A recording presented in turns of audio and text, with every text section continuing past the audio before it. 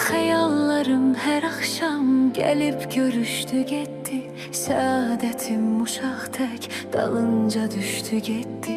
Xəbər yox neçə vaxtdır, nə sevdi nə darıxdı. Bir an qarşıma çıxdı, yolun dəyişdi getdi. Ürək sənlə yaşlanıb, sənlə qocalmaq istər. Ümid sən ayrılarkən yanında qalmaq istər.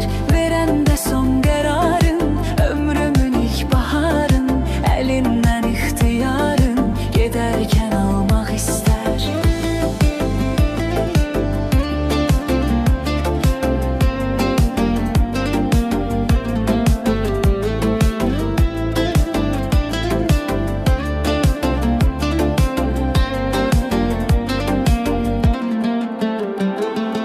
Ağıllarda yaşanmış məhəbbət olmasaydı, inanmazdı əzizim, həqiqət olmasaydı. Rəvadırmı olanlar, bəs ağlında qalanlar. Çox olmazdı yalanlar, zərurət olmasaydı.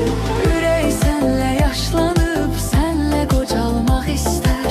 Ümid sən ayrılarkən yanımda qalmaq istər. Verəndə son qərarın, ömrümün ilk baharın.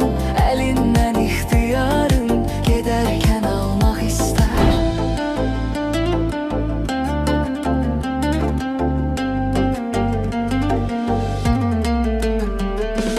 Ürək sənlə yaşlanıb, sənlə qocalmaq istər.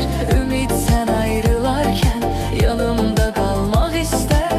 Verəndə son qərarın, ömrümün ilk baharın.